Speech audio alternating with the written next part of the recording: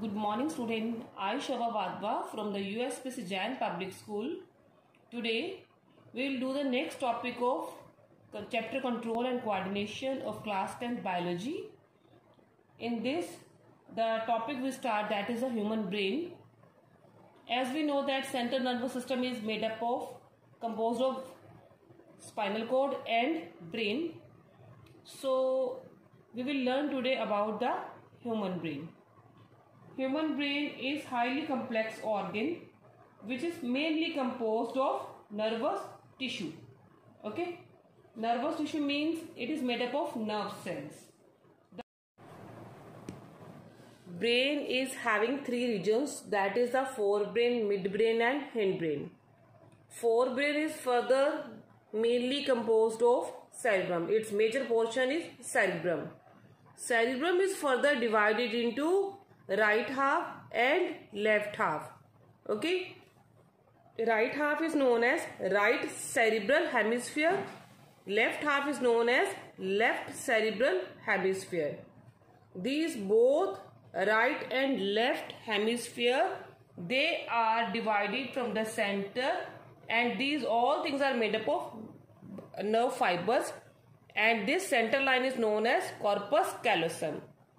Does our brain remind you anything that can be eaten? Yes, walnut. Brain boosting nut. So it appears like, brain appears like walnut. It helps in increasing memory and power of the brain. Have you seen wrinkles here in the cerebrum portion? What are these wrinkles? These wrinkles are folds. What is the function of these folds? They increase surface area so that more neuron will be there. If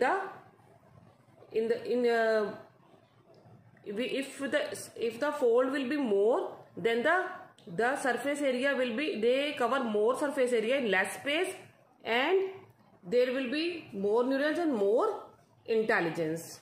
So cerebrum is associated with mainly intelligence. What are the main function of cerebrum? That is, it is the thinking part of the brain. It controls the voluntary actions. It is the center associated with hunger is also present in the forebrain. It receives sensory impulses from various body parts and integrate it. This cerebrum is further divided into having four lobes or four parts. Okay, each lobe has a different function. So that lobe are frontal lobe. First of all, the frontal lobe, which is present at the front of the brain, front of the forebrain. That is a. So what is the function of this frontal lobe? It helps in solving the problems. Okay, so forebrain, frontal lobe is control over problem solving intellectual activities.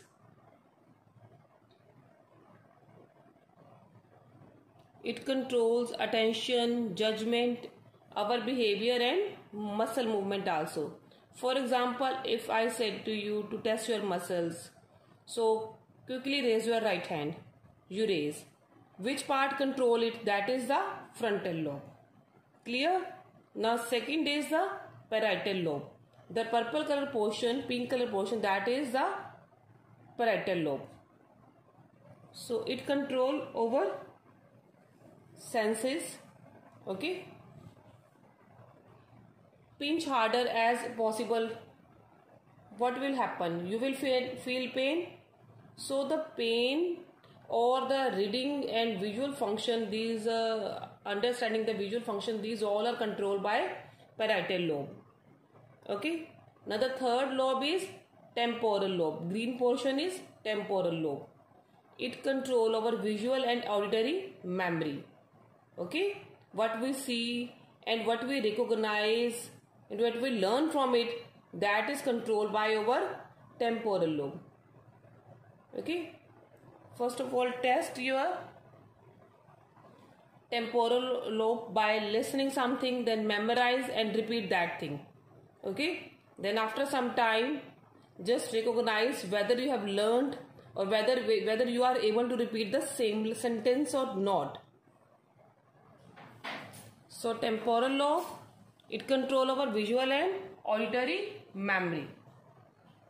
Next is occipital lobe.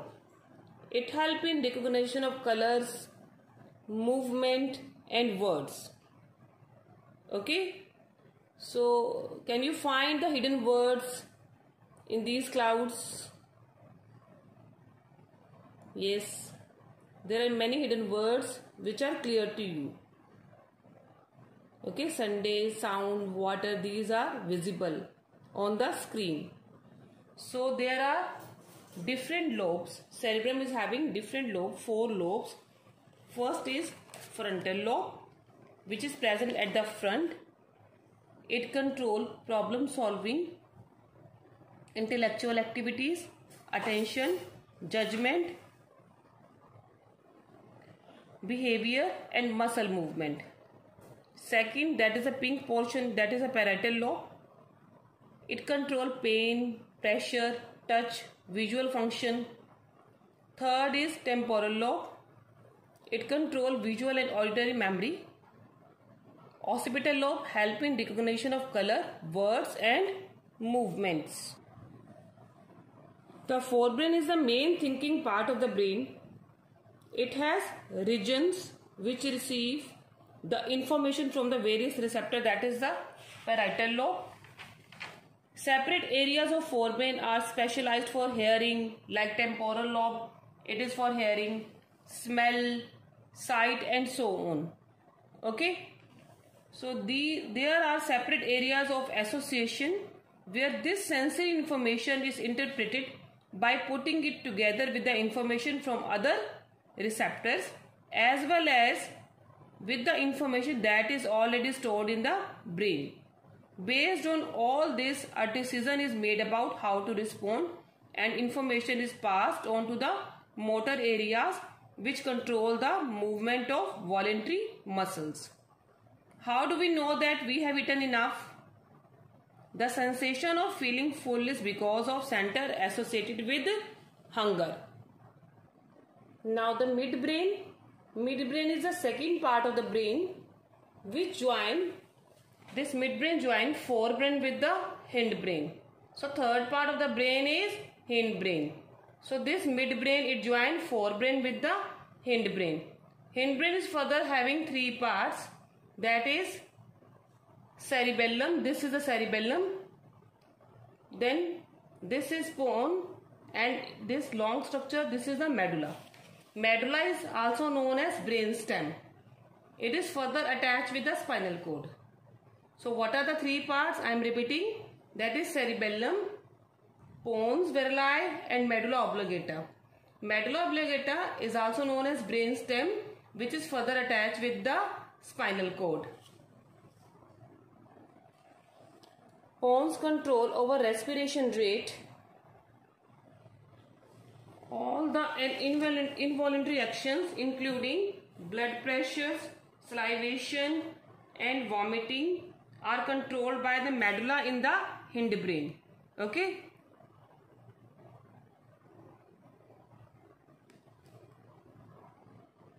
Now the next part is cerebellum. Cerebellum is the part of the hindbrain. It is also known as small brain. It is located at the back. It is a very important part of the brain.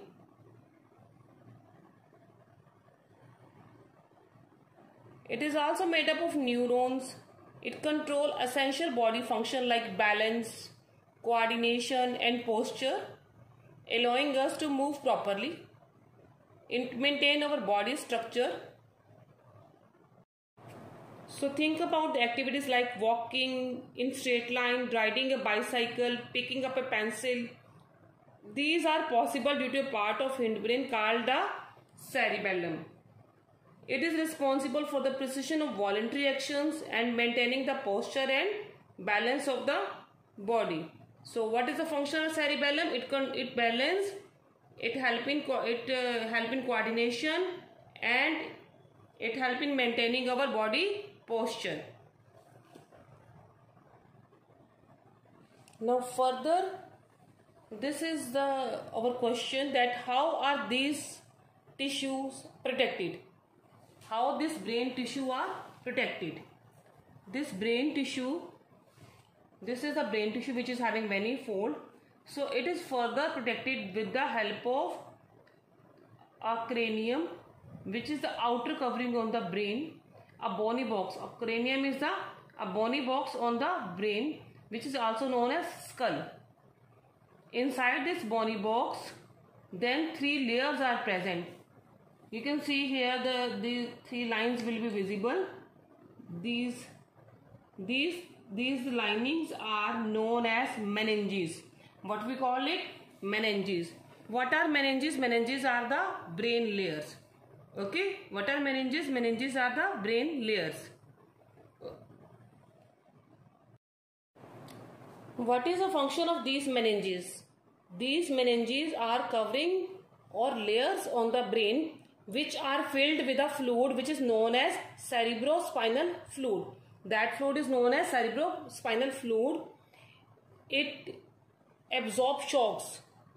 Okay, it absorbs shocks. So brain is protected with the help of 3 layers. That 3 layers are known as meninges. In these meninges, there is a fluid is filled which is known as cerebrospinal fluid. This fluid has a special function. It is a shock-proof fluid. It protects the brain from shock or mechanical injury. Further, above the layer, a bony box is present which is known as cranium or skull. So, body is designed so that the brain sits inside a bony box. Inside the box, the brain is contained in a fluid-filled balloon which provides further shock absorption. If you run your hand down the middle of your back, you will feel a hard, bumpy structure. This is vertebral column or backbone which protect the spinal cord. Okay. So, I just want to revise once again about the brain. Brain has 3 parts. The major part of the brain is cerebrum, which has many folds. Okay. So, why these folds are there? To increase the surface area because we know that it is a center of intelligence. Okay. So, to increase the intelligence, there are more folds. So, they are present in less area. Okay. They are covering less area, less space. More surface area covering less space.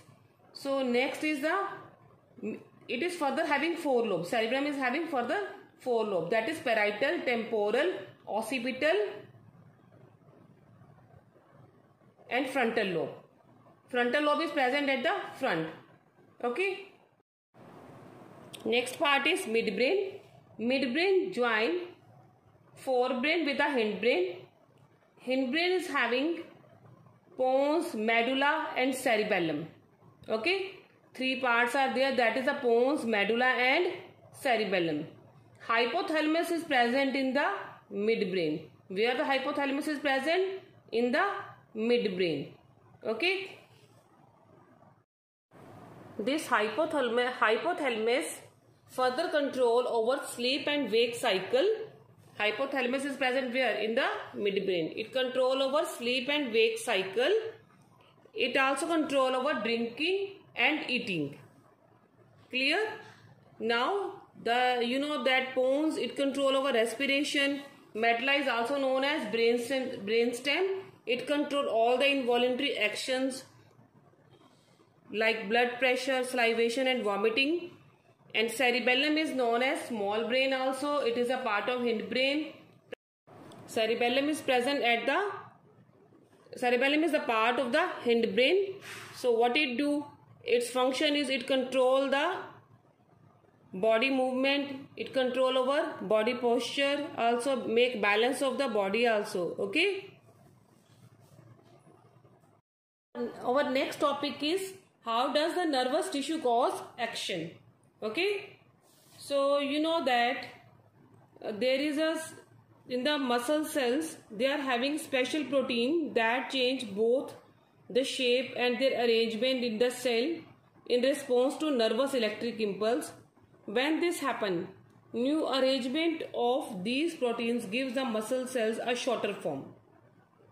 Okay, you observe here, when we touch, you know that when we touch a hot object, okay, the information should be goes to our brain. Okay, so how this information is passed to the brain? That is through nerves. These nerves are made up of what? Nerve cells.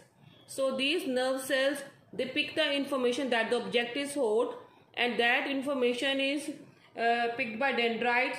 From the dendrite is passed to cell body and axon, and then to the nerve ending. Nerve ending has space between it, or this is also known as axon terminal, from where this information that is passes to the next neuron. The dendrite of second neuron, they pick the information and send it to axon. Just see axon, from axon terminal, and then send it to the, and this axon then send it to the next neuron. So the simplest notion of movement at cellular level is that muscle cells will move by changing their shape so that they shorten. Muscle cell become shortened for causing movement. How this how the muscle cell gets shortened? That is due to presence of a special type of protein which is known as contractile protein.